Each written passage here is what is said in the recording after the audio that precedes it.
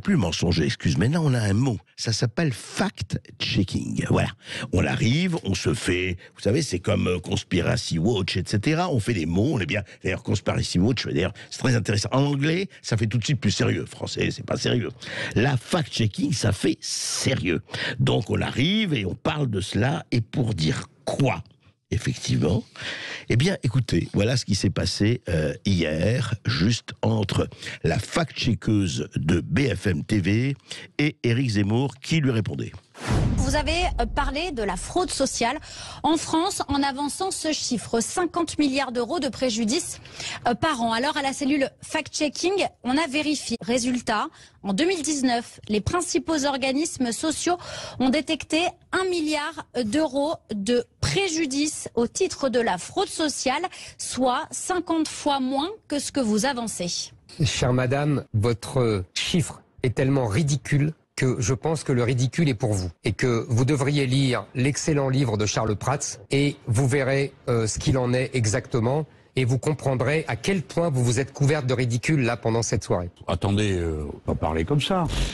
Oui, il a raison quand même, Mélenchon. Attendez, on va pas parler comme ça. Si, on va parler comme ça, pas pour suivre Zemmour, mais pour mettre les pendules à l'heure. Mais auparavant, c'est intéressant, parce que les fact-checking cellules de BFM TV devraient écouter BFM TV.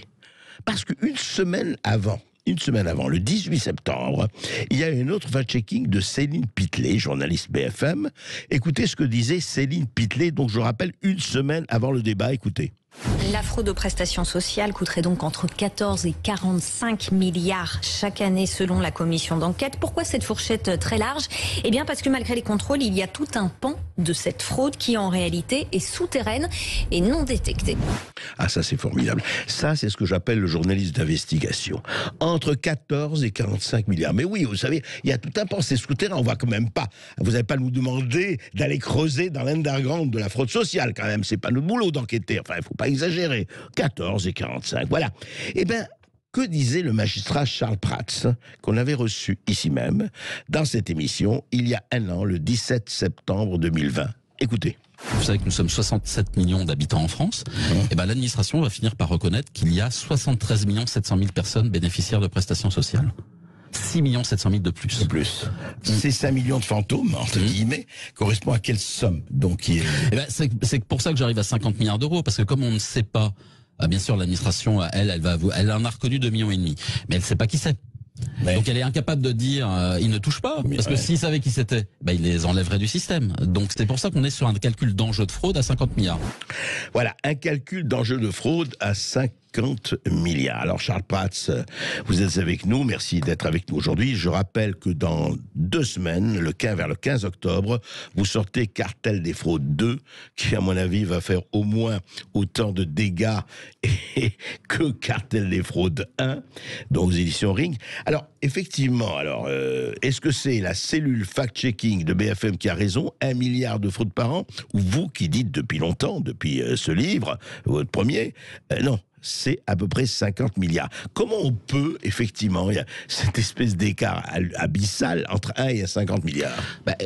Écoutez, c'est simple, c'est qu'en fait, je crois que hier soir, la fact-checkeuse de BFM TV a fait une erreur de débutante.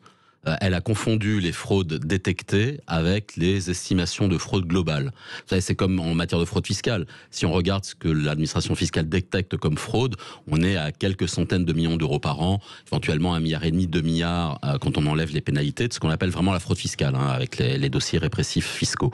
On vous dit, on en parlera dans 15 jours avec mon nouveau livre, que ce serait 60, 80 ou 100 milliards d'euros, la fraude estimée. Donc là, voilà, elle a simplement fait une confusion entre les fraudes détectées par les services et les estimations de fraude qui sont faites soit par les organismes de sécurité sociale, soit par les services du ministère des Finances, soit par, et vous l'avez cité, la commission d'enquête parlementaire de l'Assemblée nationale qui a travaillé tout au long de l'année 2020 et qui a conclu effectivement en fourchette haute à 45 milliards d'euros de fraude aux prestations sociales.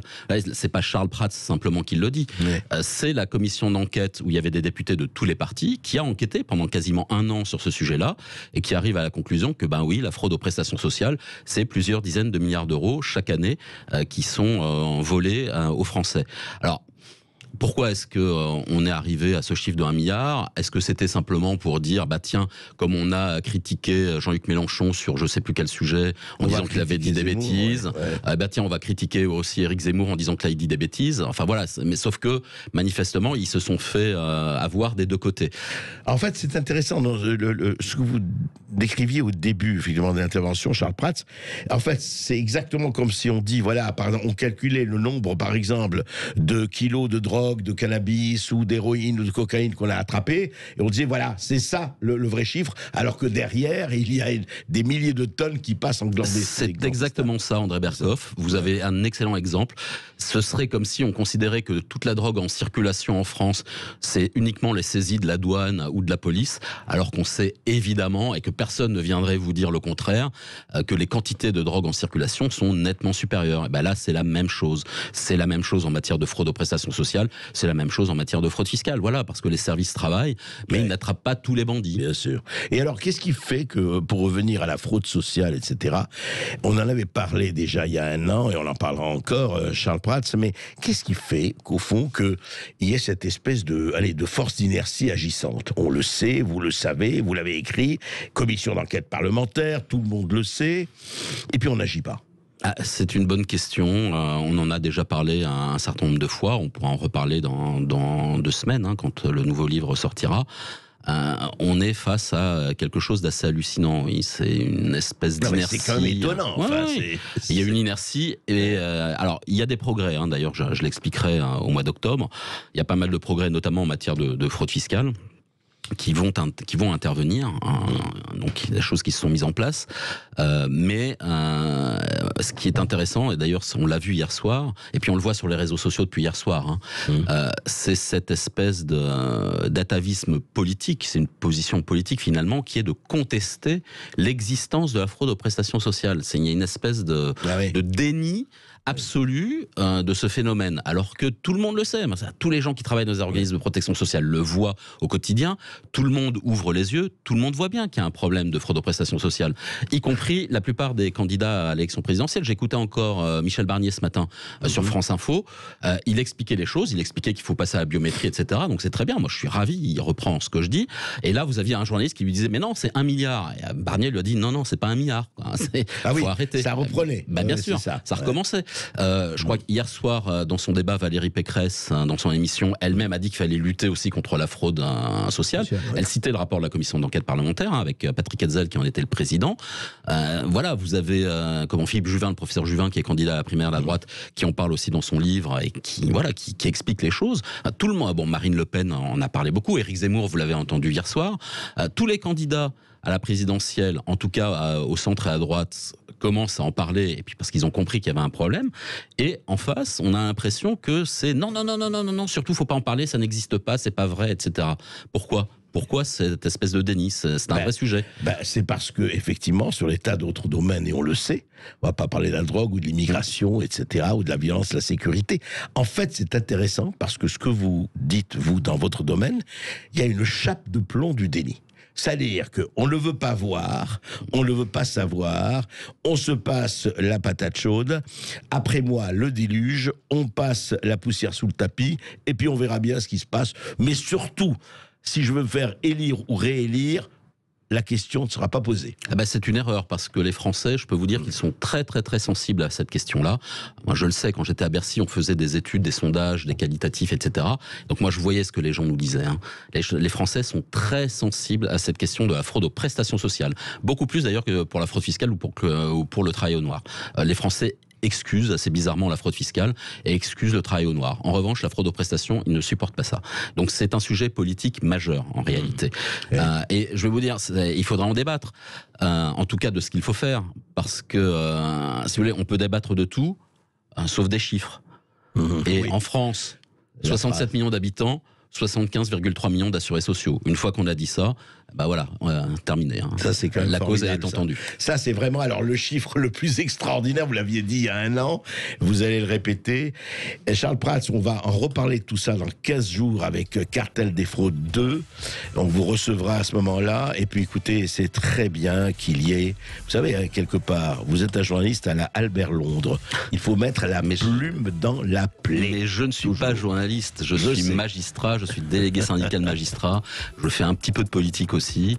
Mais voilà, je ne suis pas journaliste, mais là, en l'espèce, j'estime que nos concitoyens doivent savoir. On est tous des contribuables. C'est vrai. Et puis, je suis désolé, on a 787 milliards d'euros de dépenses de protection sociale chaque année.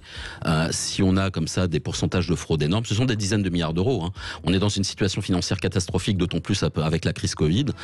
Donc, à un moment donné, et c'est toujours ce que je dis, moi, je veux qu'on aille chercher l'argent dans la poche des fraudeurs avant d'aller le chercher dans la poche des contribuables. C'est tout. C'est très simple, c'est de bon sens. Ceux qui sont d'accord avec moi peuvent le dire, et ceux qui sont pas d'accord avec moi, ils doivent le dire. Mais assumer. Et assumer et vérifier. Eh bien, à tous les contribuables de France et de Navarre qui nous écoutent, ça vous intéresse ce sujet, on le sait. Vous nous appelez au 0826 300 300, vous aurez la parole à partir de 13h15. Et puis, vous pouvez aussi parler du fact-checking, du principe en tant que tel.